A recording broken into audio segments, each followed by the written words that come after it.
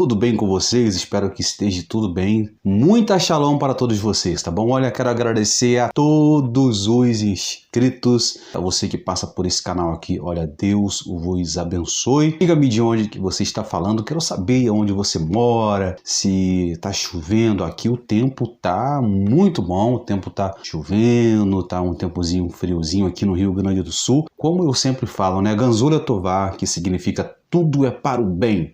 E Paulo fala isso, né, na Bíblia. Todas as coisas cooperam para o bem daqueles que amam a Deus, tá bom? Então, todos sejam bem-vindos ao nosso canal. E aqui, olha, quero ver você alegre, pra cima, claro, fazendo a vontade de Deus. Isso é o importante. Olha só. Eu quero reagir aqui a um vídeo do Carlos Reina. Carlos Reina, que é da igreja, parece que é da igreja cristã do Brasil. Ele falou: por que os cristãos não devem guardar o sábado? E me pediram para me reagir a esse vídeo. Esse vídeo aqui é muito grande, tem uns 30 minutos, mas eu vou reagir. Comenta aí nesse vídeo aí, deixa a sua opinião, que é muito importante. E depois você compartilha os nossos vídeos aí nas redes sociais, tá bom? Deus abençoe e vamos aqui reagir o vídeo do Carlos Reina, que ele fala: os cristãos não devem guardar o sábado. E eu quero aqui refutá-lo. E eu nem tô com a Bíblia aqui, tá? Eu vou aqui refutar aqui na mente. A palavra está aqui na minha mente aqui. Vamos lá.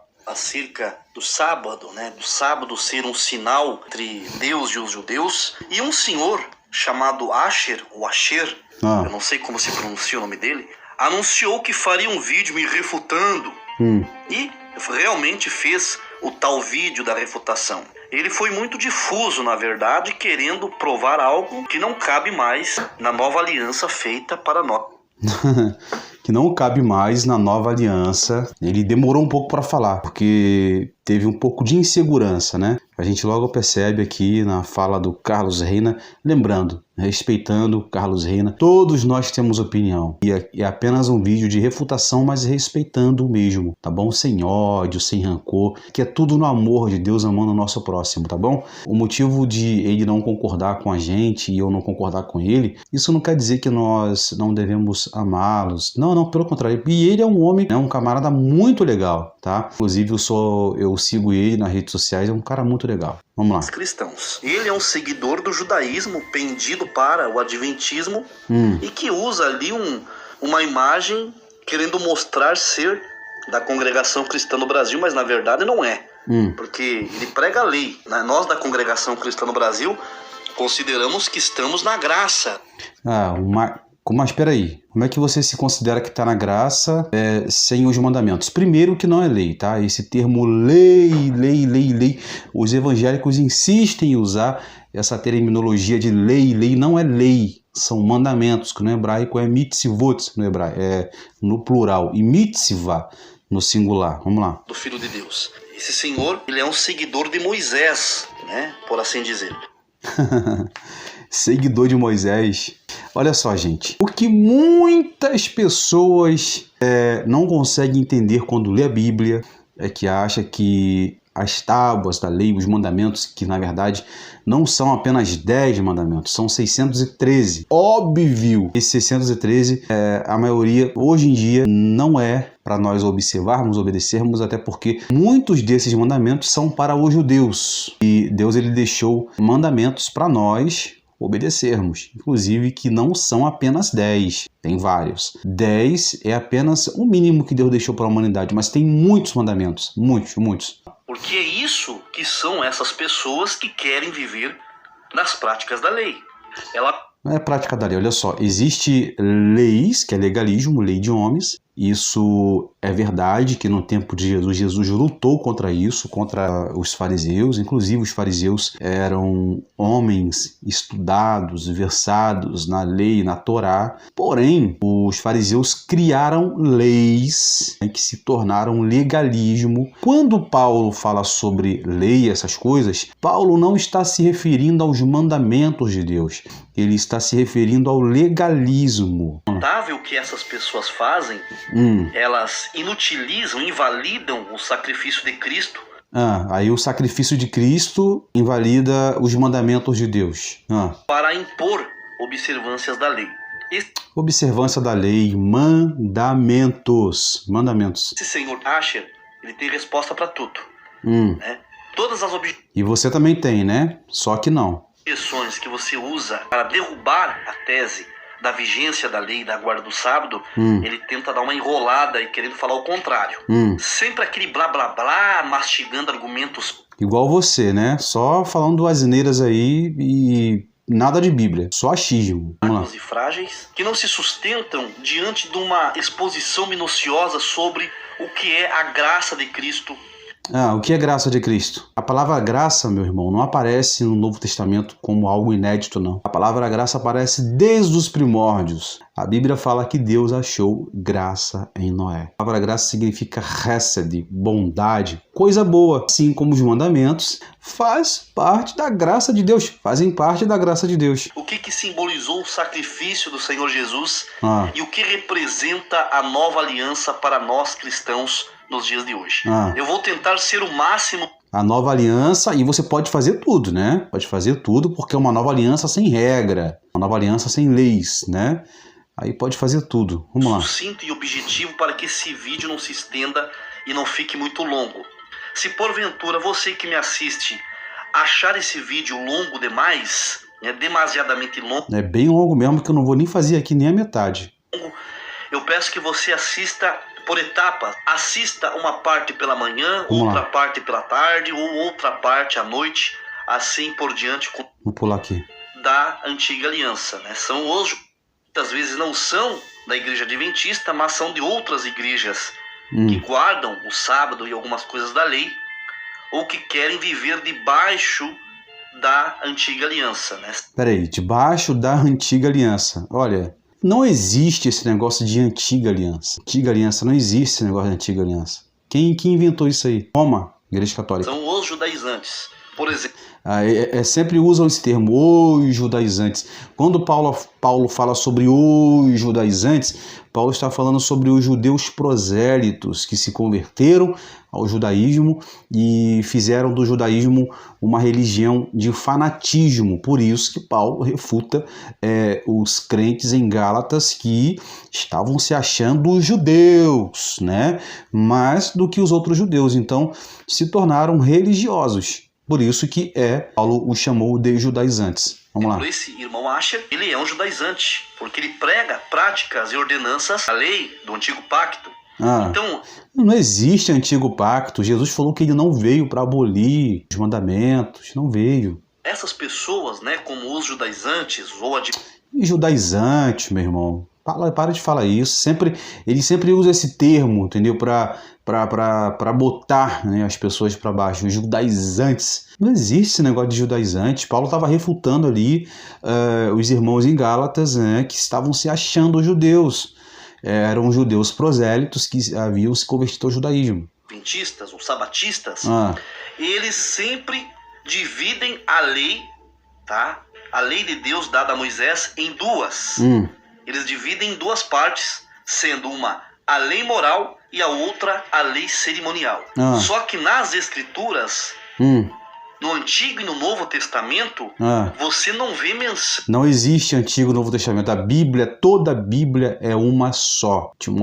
Paulo fala a Timóteo que toda a palavra de Deus é inspirada. Até porque na época de Jesus não existia o Novo Testamento. O que ele pregava? Torá, mandamentos. Não, de nenhuma divisão da lei de Deus, da lei de Moisés. Lei de Deus, lei de Moisés. Lei de Deus, acabou. Não é lei de Moisés, é lei de Deus. Mandamentos de Deus, e acabou. Não é mandamento de Moisés. Moisés não criou lei nenhuma. E é uma só. Se você procurar na Bíblia, você não vê dizer, essa aqui é lei moral, essa é a lei... Claro, a Bíblia que temos hoje, irmão, é a Septuaginta. Agora, se você for ler a Torá no contexto original, lá você vai ter acesso, por exemplo, a Bíblia fala para não comer carne com leite. Está na Torá, está nos mandamentos.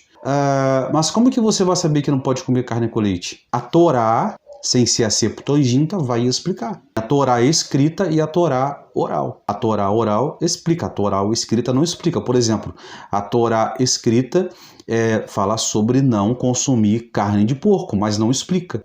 A Torá escrita fala sobre não fazer tatuagem, mas a Torá escrita não explica. Porém, a Torá oral, sem ser a Septuaginta, explica.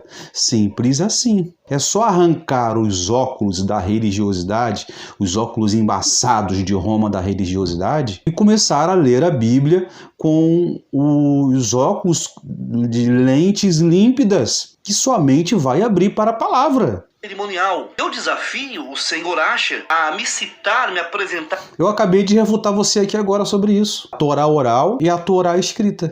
É simples, eu falei aqui. Por exemplo, a Bíblia fala sobre guardar o Shabat, lá em Êxodo 20. A Torá escrita tá lá, guarda de sábado, mas a Torá oral, que não é a Bíblia Septuaginta, que foi traduzida para o grego, a Bíblia hebraica, explica como se deve guardar o sábado. Um só versículo nas Escrituras. Só que os evangélicos não entendem isso. Eles ficam presos ao pé da letra, não pesquisam, não leem a Bíblia, não procuram estudar minuciosamente para conhecer a verdade. Ficam presos ao pé da letra.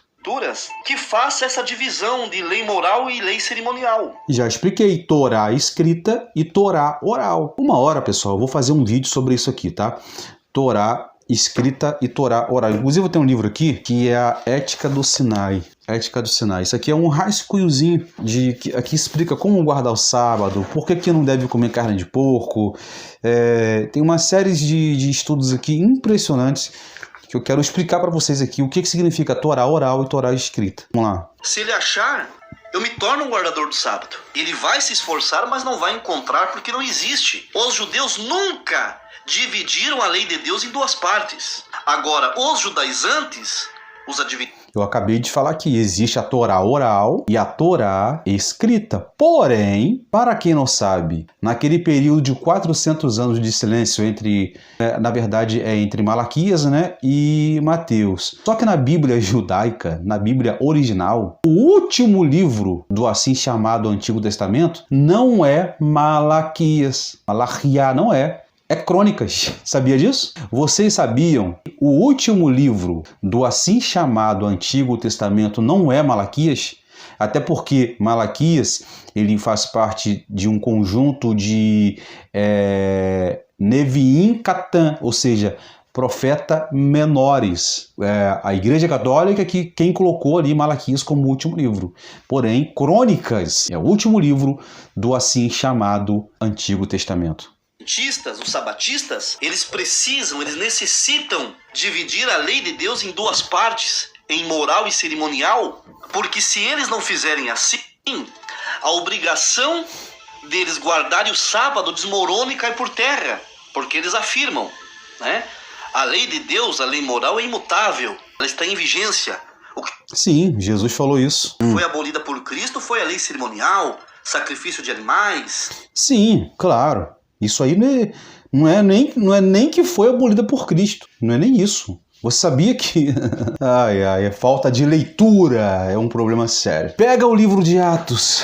Após a morte de Jesus ali, ainda existia o Beit HaMikdash. Ali, Jesus ele substituiu os sacrifícios. Ele se tornou Korban Haim, que no hebraico é Korban Haim, significa sacrifício vivo. Só que os judeus daquela época, que eram os saduceus, uma seita que existia naquela época, que foi colocado ali a mando de Herodes, eles insistiram em oferecer sacrifício, mesmo após a morte de Cristo.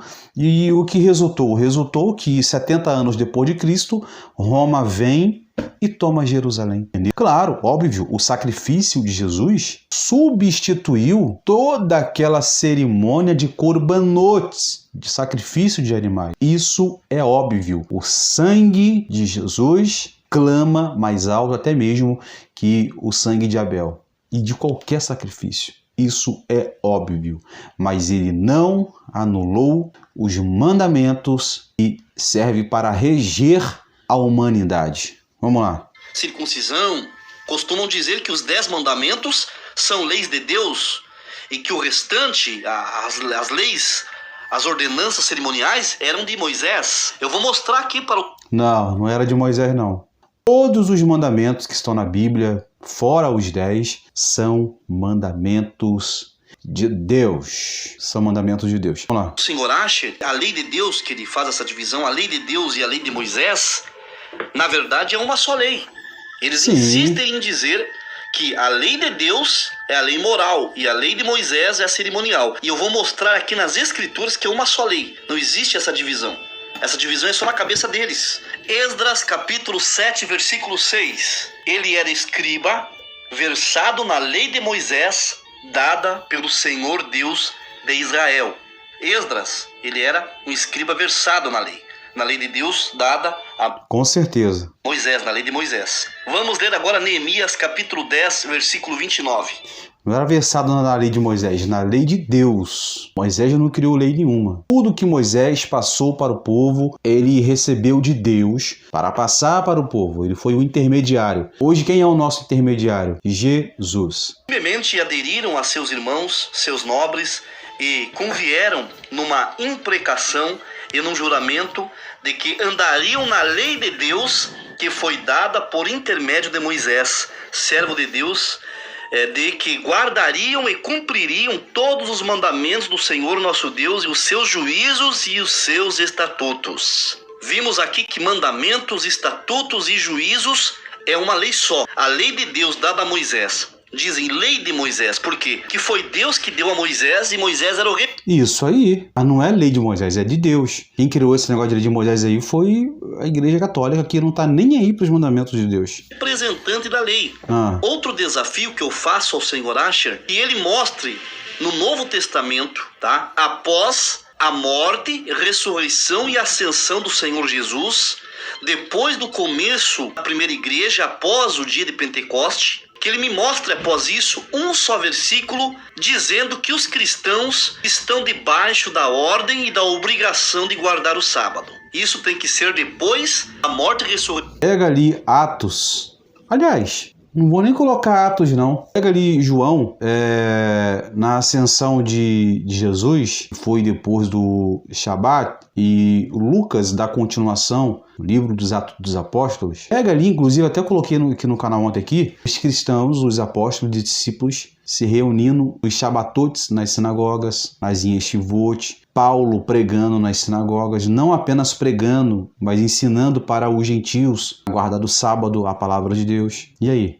Como que Paulo ia pregar sobre os mandamentos em uma sinagoga se ele não fosse judeu? Você acha que Paulo pregou ali contra o sábado na sinagoga? Pelo contrário, os judeus pediram para Paulo ensinar, trazer um shiur, uma porção. Só que tudo isso aí está entre linhas. Infelizmente, o Novo Testamento foi manipulado. Agora, se você pegar e estudar o Novo Testamento, fazendo uma análise coerente dentro dos originais, você vai perceber todos os discípulos e os apóstolos guardavam e obedeciam os mandamentos de Deus. E a ascensão do Senhor Jesus. Porque antes da morte de Cristo, ele próprio, como todos, estavam sob lei, estavam debaixo da lei. Aí eles vêm sempre... O que significa estar debaixo da lei? Reiner, o que significa estar sobre debaixo da lei? Alguém aqui, dê sua opinião, o que significa estar debaixo da lei para você? Muito simples. Quando Paulo fala sobre estar debaixo da lei, debaixo da graça, Paulo está trazendo a alusão que Deus passou para Moisés, Moshe Rabbeinu, em Sefer Devarim, ou Deuteronômio 28, que fala sobre as bênçãos e as maldições. Ou seja, todo aquele que obedecer os mandamentos, Deus os colocariam por cabeça e não cauda. Paulo cita